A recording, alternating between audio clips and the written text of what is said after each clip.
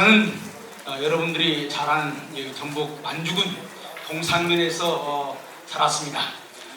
완주군 동상면은 우리나라에서 7대 오지 가운데 하나입니다. 그래서 아주 산골입니다. 제가 어렸을 때부터 들은 얘기는 뭐냐면은 미국은 집집마다 자동차가 안 돼, 일본은 집집마다 자전거가 안 돼, 우리 한국은 집집마다 지게가 안 돼. 그래서 저희 어머니의 꿈은 아들을 지게 밑에 넣지 않는 것이 저희 어머니의 꿈이었습니다.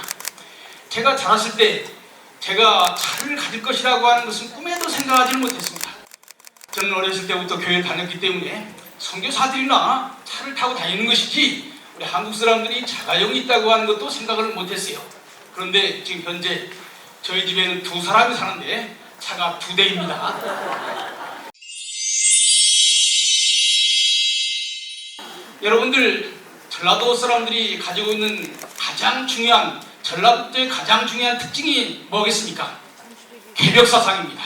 개벽, 새로운 세상을 꿈꾼다고 하는 것이죠. 무엇이 개벽이겠습니까? 한반도의 긴 역사 가운데서 제가 생각할 때는 대한민국이 만들어진 것이 가장 큰 개벽이라고 생각합니다.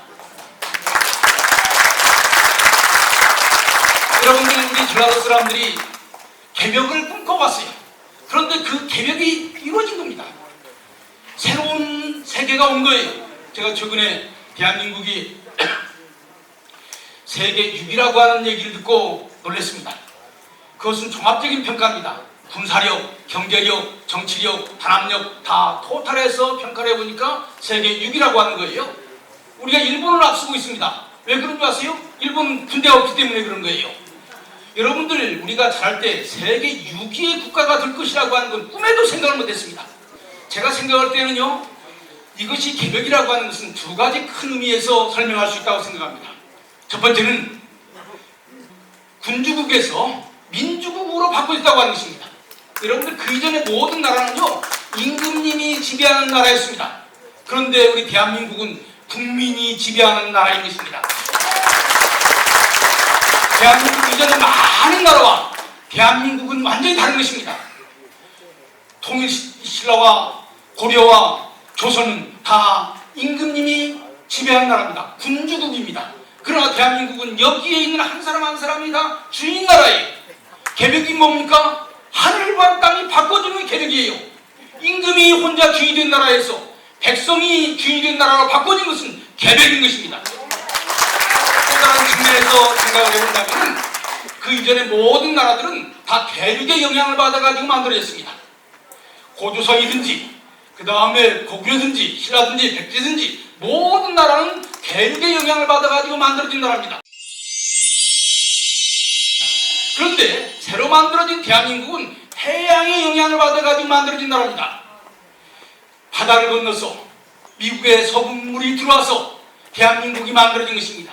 대한민국이라고 하는 4글자 2단어가 합해져서 만든 단어입니다. 하나는 대한이라고 하는 단어가 있고 또 하나는 민국이라고 하는 단어입니다. 대한은 한민족, 옛날부터 온 것입니다. 이 한민족이 서구에서 들어온 민주공화 제도를 받아가지고 만든 나라가 대한민국인 것입니다. 그러니까 반전은 전통적인 것이고 반전은 새로운 것이 들어와서 만들어진 거예요. 많은 사람들이 한민족만 생각합니다. 이 한민족이 새로운 사상, 민주주의라고 하는 새로운 사상을 받아들여가지고 만든 나라가 대한민국인 것입니다. 그렇기 때문에 대한민국은 2가지 점에서 그 이전의 세상과는 완전히 다른 개벽된 세상을 얘기를 하는 것입니다. 하나는 군주국에서 민주국이고 또 하나는 대륙 세력의 영향을 받은, 그래서 말하자면 자유유서, 신분질서를 중요하게 생각했던 과거에서 벗어나서 이제 모든 사람들은 평등하다고 하는 새로운 이념, 민주주의라고 하는 새로운 사상이 들어와가지고 만들어진 나라가 대한민국인 것입니다.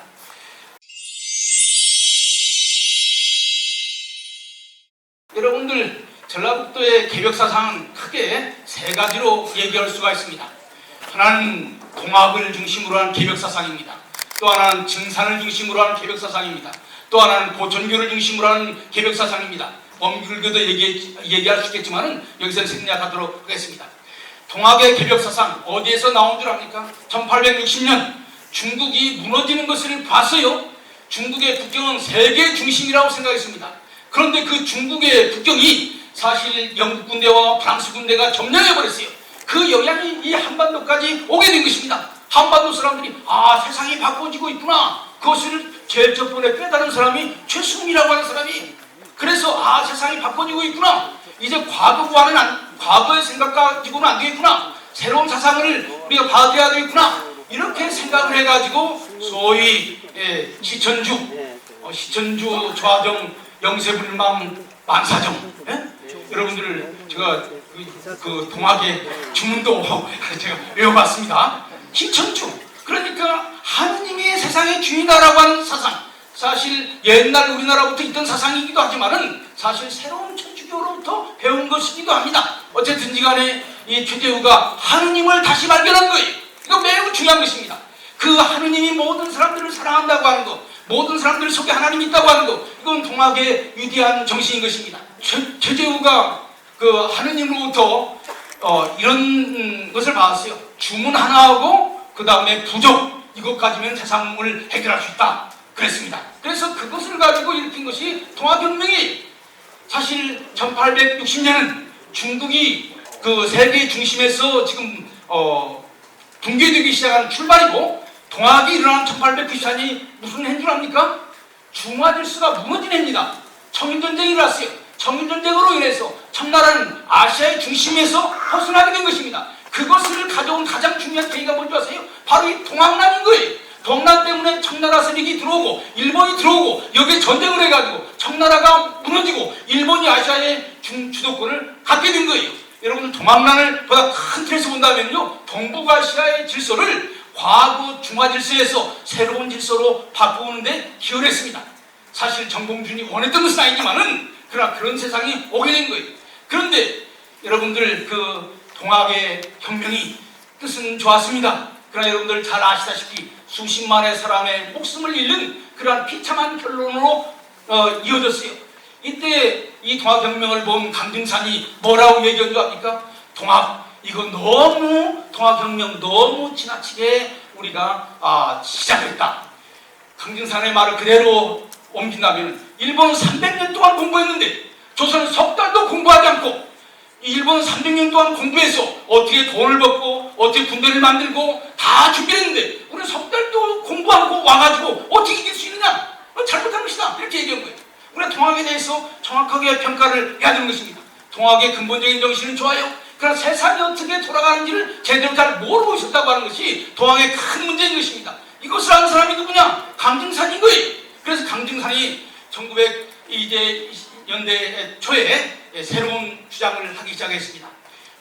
앞으로 동북아시아를 지배하는 세력은 첫 번째는 일본이고 그 다음에는 미국이다. 제일 첫 번째는 일본 하늘이 상제가 일본 천황 메이지에게 한반도를 맡기고 아시아를 맡겨가지고 지금 당분간 일본이 아시아를 지배할 것이다. 이렇게 주장을 했어요.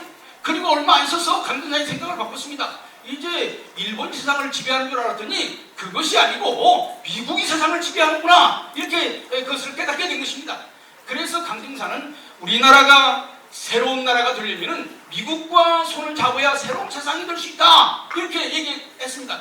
이것이 뭐냐면은 간택 합덕이라고 하는 것입니다. 간은 한국을 얘기하는 것이고 택은 미국을 얘기하는 것이고 합덕이라고 하는 것을 합하는 거예요.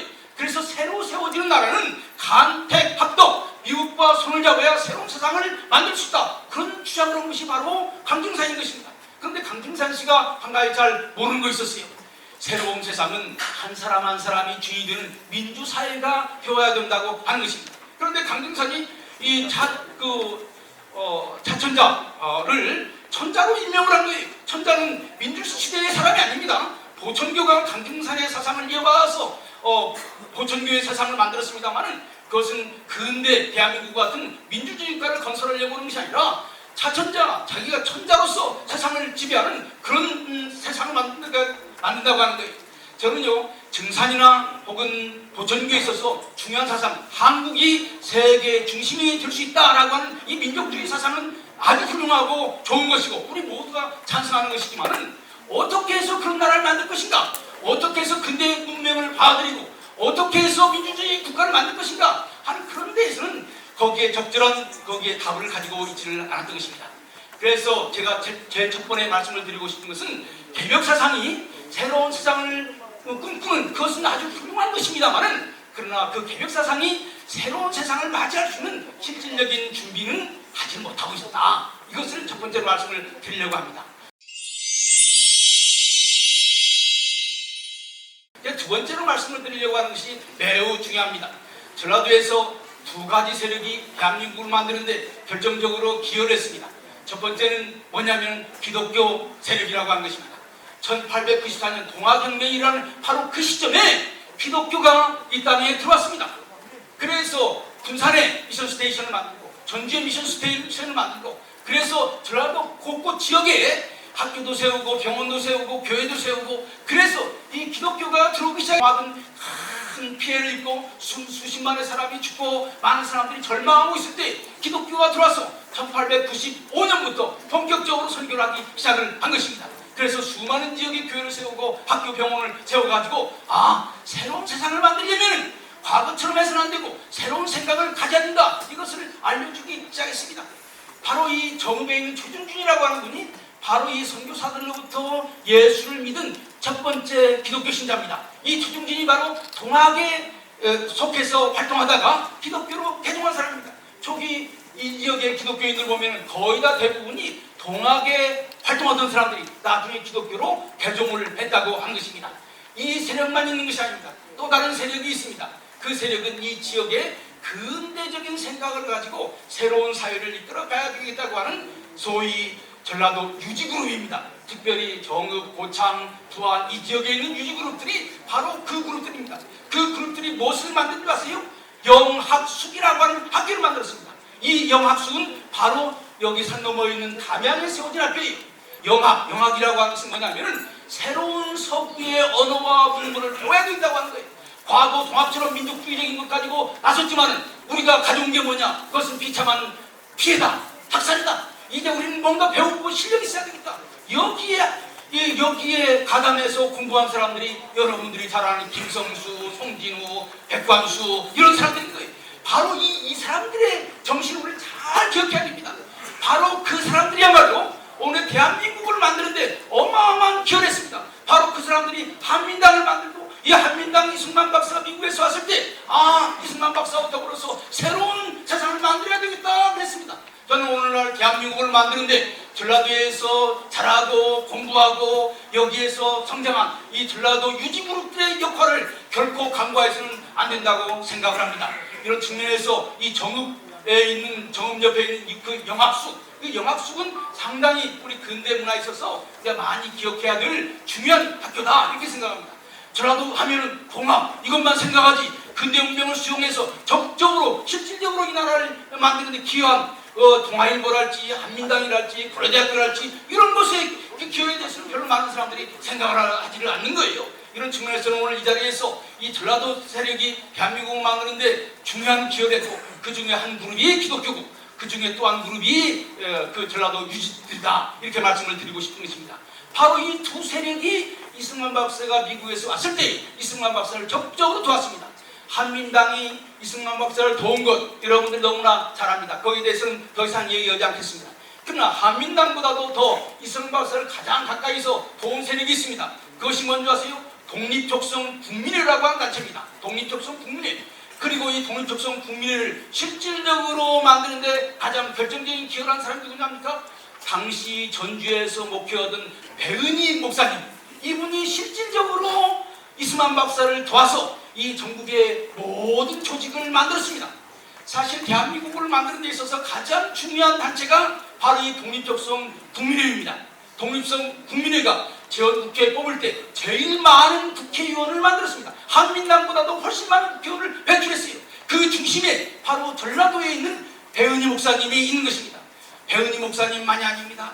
전주의 배은희 목사님, 또 익산의 김병수 장로, 그 다음에 군산의 윤석구 장로, 또 여기 정읍의 차경삼 선생, 이런 전라도에 있는 수많은 기독교인들이 바로 독립적성 국민회를 만들었고, 바로 이 정읍선언이 누구에 의해서 이런 행사를 할 수 있겠느냐? 바로 정읍에 있는 독립적성 국민회가 거기에는 차경삼 씨가 있었고요, 박명규 씨가 있었고, 은성이라고 하는 분이 있었고, 다 박명규와 은성이 씨는 이 지역의 유지들입니다. 일본에 가서 다이쇼 데모크라시, 1910년대 일본에서 민주주의에 대한 많은 그 열풍이 있었습니다. 바로 일본에 가서 명치 대학이랄지 와세대 대학이랄지 이런 데 가서 근대 문화를 배우고 온 사람들입니다. 그 사람들이 1920년, 30년 이 정읍사회를 이끌어갔습니다. 이 정읍사회의 시민사회를 만들었어요. 여러분들 바로 이것이 시민사회죠. 우리 강 시장님이 시민사회를 이끌어가기 위해서 많은 노력을 했죠. 저는 최근에 제가 정읍지역의 지역사를 연구하면서 깜짝 놀랐습니다. 1920년, 30년에 정읍에 청년회도 있었고요, 소년회도 있었고요, 구조회도 있었고요, 제육회도 있었고요, 그 다음에 그 어려운 사람 돕는 그런 기관도 있었고요, 또 그 다음에 중학교 돕는 기관도 있었고요, 또 정읍 동초등학교를 후원하는 후원회도 있었습니다. 바로 이 시민사회를 누가 이끌어가더랍니까? 바로 차경삼이라고 하는 기독교인 장로와 그 다음에 박명규 씨, 은성아 씨 이런 분들이 바로 이 시민사회를 이끌어갔던 거예요. 시민사회가 지금만 있었던 것이 아닙니다. 일제시대 때부터 있었어요. 바로 그분들이 정읍사회를 이끌어가는 중요한 인물들이었습니다. 바로 이 중요한 인물들이 이제 1946년 이승만 박사가 남선을 수행한다고 하는 얘기를 듣고 정읍에서 이승만 박사를 모시고 이런 행사를 해야 되겠다 이렇게 생각을 해서 바로 박명규 씨가 위원장, 그 다음에 그 차경삼 정읍대일교회 장로입니다. 그 다음에 그 차경삼, 은상아 이런 분들이 준비위원이 돼서 정읍의 극장에서 이승만 박사를 모시고 정읍선언을 하게 된 거예요. 그러니까 사실 저는요, 오늘의 대한민국을 만드는 데 있어서 두 가지 중요한 세력이 있는데, 하나는 한민당, 전라도 유지그룹을 중심으로 하는 한민당 그룹과 그 다음에 기독교인들을 중심으로 하는 독립특성 국민회, 이 두 가지 세력이 있는데 바로 이 두 가지 세력이 잘 만나는 지역이 바로 정읍입니다. 이 대원국회 의원이었던 나영진 씨가 바로 한민당의 정무부장으로서 김성수 씨를 도와서 정치를 했거든요. 이런 측면에서 전라도가 대한민국을 만드는 데 있어서 기여한 기여는 매우 중요하다. 그래서 정읍선언 기념식 때에 이승만 박사도 얘기를 해야 되지만 동시에 이승만 박사를 도와서 새로운 나라를 만들자, 민주주의 국가를 만들자, 옛날처럼 그 조선 왕국이 아니고 또 혹은 무슨 천자국이 아니고 국민 한 사람 한 사람이 주의되는 민주국가를 만들자, 이런 생각을 하는 분들을 여기에서 기념하고, 여러분들 박명규 씨랄지 은성아 씨는 여러분들이 더 잘할 거예요. 지역사회에 가서 물어보면 그분들이 이 지역에서 어떤 일을 했는가 여러분들 저보다 더 많이 알 것입니다. 호남학원이 바로 박명규 씨가 만든 학원이죠. 예. 여러분들 이런 측면에서 앞으로 이 정읍선언 기념대회 때 전라도 지역에서 대한민국을 만드는 데 기여한 사람들, 이승만 박사와 더불어서 나라를 세우기 위해서 수고하신 분들의 그 노고를 같이 기념을 해야 됩니다. 제가 먼저 두 가지 말씀을 드렸습니다. 하나는 전라도에는 개벽사상이 있었다. 그 개벽사상 사상은 훌륭하지만 실질적으로 그 새로운 세상, 민주주의적인 국가를 만들 그런 새로운 사상이 그 개벽사상이 없었다. 그 다음에 두 번째는 전라도에는 개벽사상만 있었던 것이 아니라 개화사상이 있었는데, 이 개화사상은 전라도의 유지그룹과 기독교 그룹이 같이 힘을 모아가지고 전라도 사회를 새롭게 만들려고 했고, 이 세력이 이승만 박사가 해방되어서 왔을 때에 이승만 박사와 더불어서 이 새로운 대한민국을 만드는데 결정적인 기여를 했다. 마지막으로 이제 정읍선언에 대해서만 말씀을 드리고 제 얘기를 마치도록 하겠습니다. 정읍선언은 1945년 8월 15일 해방되었을 때 우리 한민족에게는 두 가지 큰 과제가 있었습니다. 첫 번째는 민주공화국을 만들어야 되는 과제예요. 여러분들 3.1운동이 우리에게 뭘 요구했습니까? 1919년 4월 11일 대한민국 임시원장 제1조가 뭐라고 되어 있습니까? 대한민국은 민주공화국이다, 이렇게 얘기했습니다. 다 같이 따라서 합시다. 대한민국은 민주공화국이다. 그런데 1919년은 민주공화국이라고 선언을 했지 실질적으로 민주공화국이 없었어요. 그래서 해방되었으니까 이 민주공화국을 만들어야 되는 가장 큰 사명이 있습니다. 이것은 3.1운동이 우리에게 명령한 민족적인 명령이에요. 이 민주공화국은 자유민주공화국을 얘기하는 거예요. 그런데 1945년 또 다른 중요한 과제가 우리에게 주어진 것입니다. 1945년 8월 15일 갑자기 한반도가 분단이 된 거예요. 둘로 나눠졌습니다. 어떻게든지 한 나라가 되어야 된다, 통일 국가를 이루어야 된다고 하는 것이 또 하나의 중요한 과제였던 거예요. 이승만 박사가 오랜 망명 세월을 마치고 한반도에 와보니까 한반도가 둘로 나눠졌어요. 그래서 이승만 박사가 뭐라고 얘기한 줄 압니까? 한반도는 한 몸과 같다. 한 몸을 둘로 나눠놓고 살라고 할 수 없는 것처럼 국제사회가 한반도를 둘로 나누고 특별히 소련이 38선을 왕래하지 못하게 만들어놨으니 이것은 국제사회가 책임이다. 이렇게 강력하게 항의를 했던 것입니다. 이승만 박사는 처음부터 통일에 대한 강력한 꿈을 가지고 있었어요. 그래서 이승만 박사의 꿈은 자유 통일 국가입니다. 그러니까 자유민주주의에 기초한 남북한을 통일하는 통일국가, 그래서 자유민주 통일국가, 이것이 이승만 박사가 원래부터 가지고 있었던 꿈이에요. 그런데 우리가 그 문제를 해결할 수 있는 능력은 없습니다. 국제사회가 이 문제를 해결하라고 위임한 기관이 뭐냐? 모스크바 의상회담인 거예요. 모스크바에서 이 문제를 해결하기 위해서 국제사회가 상의를 해라. 그래서 나온 것이 모스크바 선언인 것입니다. 모스크바 선언에 여러 가지 중요한 내용이 있습니다만은 한마디로 말한다면 이 문제를 미국과 소련이 협의해서 이 문제를 해결하라. 이것이 모스크바 협의의 중요한 내용입니다. 미국과 소련이 한반도 문제를 잘 해결해서 민주적이고 통일된 국가를 만들어라. 이것이 모스크바 협정의 중요한 내용이에요. 그런데 미국과 소련이 한국 문제를 모르잖아요. 그러니까 모스크바 협정에 또 다른 조항이 있습니다. 미국과 소련이 한반도 문제를 해결하는데 여기에 한국에 있는 정당과 사회단체들의 대표들과 협의해서 한국 문제를 상의해라. 이것이 두 번째 나오는 중요한 조항인 것입니다. 미국과 소련이 1대1이에요. 문제는 이 협의회를 어떻게 구성하느냐. 그래서 그 협의회 대표를 어떻게 구성하느냐라고 하는 것이 한반도를 민주국가로 만들 수 있느냐 그렇지 못하느냐, 통일국가를 만들 수 있느냐 그렇지 못하느냐, 이렇게 되어 있는 것입니다. 협의대표. 그런데 이 협의대표를 구성하는 문제가 제1차 미소공의의 가장 중요한 과제였어요. 그런데 소련이요, 가만히 보니까 북한에 뛰어난 지도자가 있어요. 남한에 뛰어난 지도자가 있어요.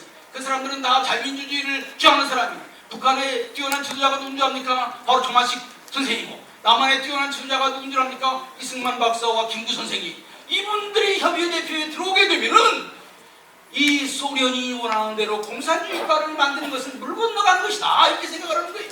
그래서 온갖 수단 방법을 다 써가지고 그분들을 협의 대표가 되지 못하도록 만든 것입니다.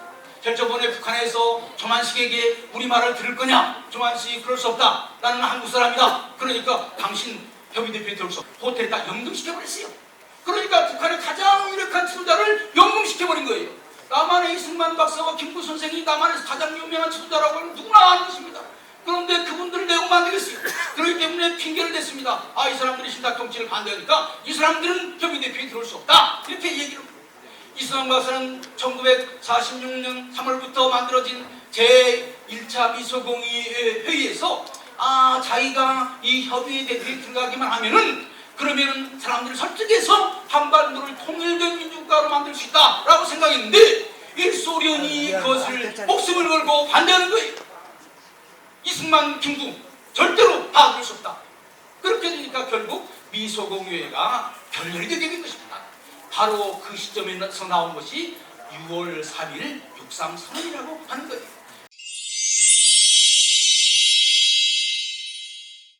6.3 선언이 가지고 있는 의미는 세 가지입니다. 첫 번째는 대한민국의 기초가 된다고 하는 것입니다. 오늘의 대한민국, 물론 1919년 3.1운동 때 한반도에 민주공화국을 만들어야 된다라고 선언했습니다. 그러나 남한만이라도 민주공화국을 만들어야 된다고 하는 말을 처음 한 것이 1946년 6월 3일인 것입니다. 그렇기 때문에 1946년 6월 3일은 대한민국을 만드는 근본적인 건국선언인 것입니다. 다 같이 따라서 합시다. 6.3 선언은 대한민국의 건국선언이다. 그런데 이 대한민국을 만드는 이 건국선언은 여기에서 끝나는 것이 아니에요. 여러분들 나눠드린 순서지에 있는 이승만 박사의 6.3 선언 전체를 자세히 살펴보세요. 이 남한의 단독정부를 만든다고 하는 말을 하지 않았습니다.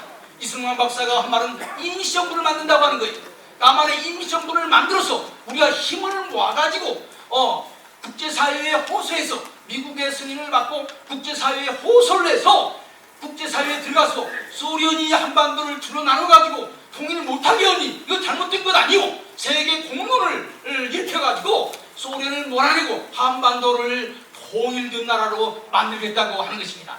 그렇기 때문에 저는요, 이 6.3선언의 두 번째 그 중요한 의미는 6.3선언은 자유통일선언이라고 하는 것입니다. 다 같이 따라합시다.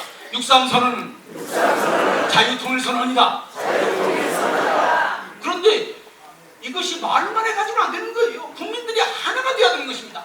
그래서 국민들이 하나가 되어서 정말로 소련이 뭐라고 해도 공산주의자들이 뭐라고 해도 우리는 자유를 위해서 통일을 위해서 나가야 되는 한마음이 되어야 되는데 그것이 이루어져야 통일된 국가가 이루어질 수 있다. 그래서 정읍에 와서 이승만 박사가 고소한 것은 내가 서울에 올라가서 그런 단체를 만들려고 하니까 여러분들이 힘을 합해가지고 나를 도와서 정말로 그런 통일된 국가를 만들 수 있도록 도와주세요 라고 하는 고소를 한 것입니다.